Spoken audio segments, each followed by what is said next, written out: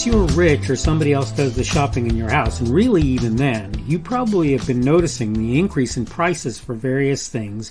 And even if you're not the one who does the primary shopping, when you buy something somewhere, you probably notice that things are costing more. I wanted to talk today on the subject, why sky-high prices, on the Daily Summation from Kurt's Religion and Politics. I'm your host. I'm Kurt, and today is Friday, the 12th of November of 2021. Excuse me. Welcome to everyone who's here on Rumble, on the podcast, on YouTube. And the subject again today is why sky-high prices. And I'm going to very quickly go through my notes and kind of give you some idea where I'm coming from.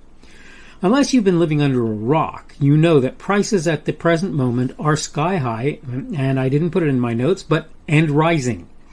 There are people pitching a bunch of different ideas as to why that's the case. I wanted to take a moment to present my perspective on things. One thing I want to make clear, I really don't believe we've yet seen the effects or results of spending bills or manufactured money created to pay them. And I mean federal congressional spending bills that we're talking about. Don't get me wrong, when we do, that will just exacerbate the situation. Things will assuredly get worse. The point, though, is that's likely not what's driving high prices at present. So you have to ask yourself, then what is driving inflation? Well, if you're paying attention, maybe you don't, because you probably already know, right? There are multiple things causing price increases at present, in my opinion. If you shop for food, some folks don't, others in the family take care of that, you've certainly noticed the difficulty in procuring certain items. My son likes the occasional bag of a certain chip created by a major producer of chips, various kinds. Go into most stores at the present moment, there will be nary a bag on the shelves. Even though they tell you periodically, well, yeah, we got some of those, but we don't have any anymore. Same often applies, to milk, chocolate, or regular, and amazingly enough, heavy whipping cream. You're also often going to be hard put to find, of all things, toaster waffles. First, why the shortage of such things? Second, how does getting them into stores when the shortage exists affect pricing? I've heard that the Biden administration is pushing for modernization of ports. Can I just tell you a secret? Modernizing them will not fix present problems. Staffing them will. When politicians create policy that makes it hard for people to leave their homes, much less go to work, you have to wonder that anybody is surprised prices are going up. And production, by the way, is flagging. Want to know what's driving high prices? If you're still asking, maybe you need to take the time to look at unemployment numbers, not who's claiming unemployment, but what issues exist with staffing and the resultant lack of production and stocking. Look, there are multiple things here. I need to say, first of all, we can't get people to offload probably rail cars. We definitely can't get them to offload shipping containers. We're having a hard time getting people to stock shelves, lots of places. Restaurants have had a hard time getting people to come and work at what they consider a reasonable rate of pay. Okay? All of this leads to an increase in cost because the production goes down. In order for those companies that are producing things to continue to survive, they have to up their costs to make it so that they can actually pay workers and buy product and so forth. And that's particularly true when the product down the line costs more. This stuff just doesn't take a genius. I'm not going to tell you that there's nobody speculating on the idea that price increases and inflation are coming and using that to hedge their bets so that future investment and speculation will be profitable for them. I believe that that's probably true. Talking again about the spending bills that are currently either winding their way through Congress or being held up, one or the other. Hopefully being held up for the most part would be my thought. My simple point is this, though.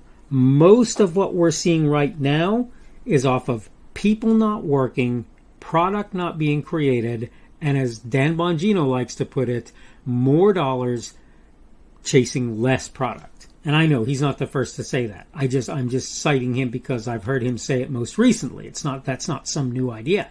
Any good economist will basically tell you that this is what happens. This is what's going on, right? So when you've got a box of waffles, and that box of waffles used to cost $1.59, say for a 10-pack of waffles, and then suddenly there's a reduction in output on those waffles, and in order to make money off of them, the company that makes them has to sell them for $2.59.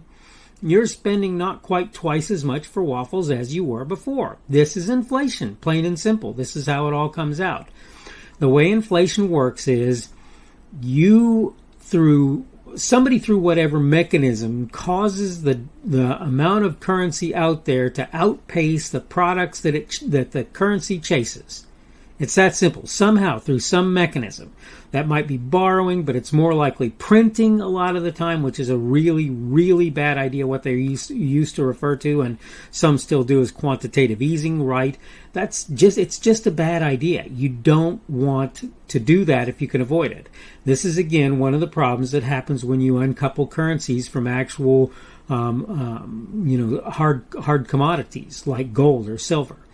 But the thing that I'm trying to get across here is, if we want to see improvements, the last thing we need to do is things like implementing vaccine mandates that are going to make it so that more individuals are either going to be laid off or are going to quit because they refuse to comply with those mandates. None of this takes a genius to see. We need to, even as it is, the policy that we've got in place lots of places is far too draconian, whether it's California or Wisconsin or whether it's the United States as a whole. And so the problem that we're seeing at this point is that we've got a bunch of people. I wanted to talk for just a second about the idea of unemployment claims going down. Unemployment claims are not a good measure of anything but how many unemployment claims are being filed. When I was on unemployment, and I ended up spending way longer on that than I wanted, I exhausted my benefits. At that point, there's no sense my filing for benefits because I'm not getting them. I'm not going to get those benefits, or I can file for them, but I won't receive them if I want to try and do that in the hope that somebody will find some way to make it possible for me to get more benefit.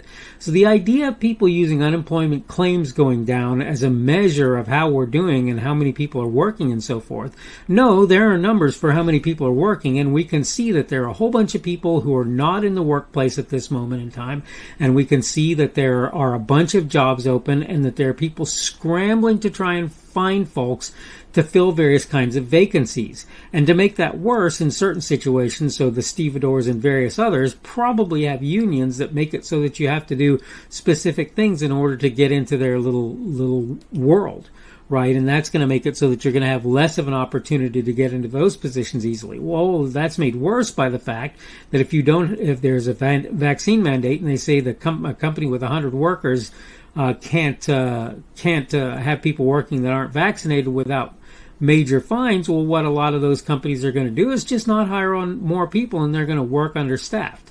I spent about 2 years in the Republic of Korea. The first year I was in a supply warehouse, and we celebrated the day we got down to 85 40-plus foot trailers, 40 or 40-plus foot trailers at the port. We celebrated, because it was so hard for us to get to that point based on the people that we had and the various resources that were available, that was a major milestone, a major achievement for us. The same thing applies to doing that same sort of thing here in the United States. If we're not going to have the people to do the job, nobody will do the job, and it will mean there will be less product. And if we increase the amount of currency that's currently out on the market, that's going to make things worse because it's going to make the dollar worth less. Okay, that's just a reality. All right, I need to go ahead and wrap this up. This is the Daily Summation from Kurt's Religion and Politics. I'm your host. I'm Kurt, and today is Friday, the 12th of November of 2021. That means tomorrow will be Saturday. Today is the beginning of that Sabbath for those who observe it.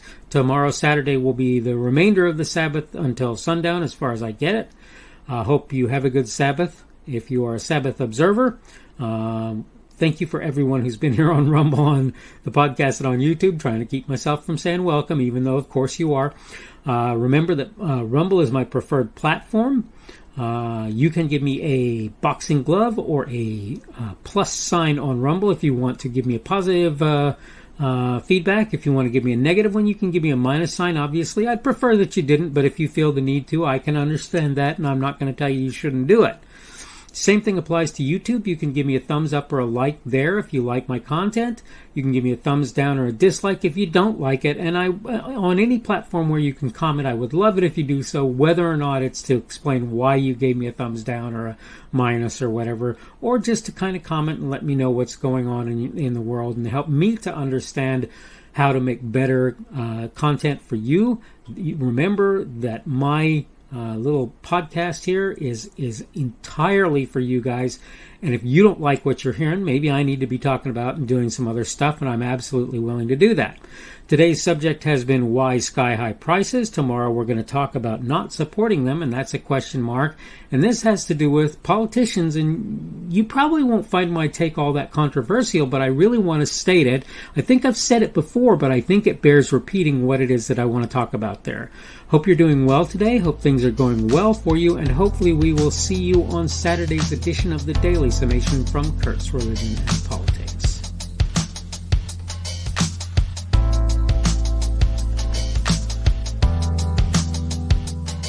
The speaker on this edition of the Daily Summation is Kurt Schubert.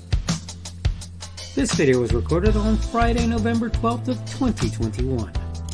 The Daily Summation is created for Kurt's Religion and Politics.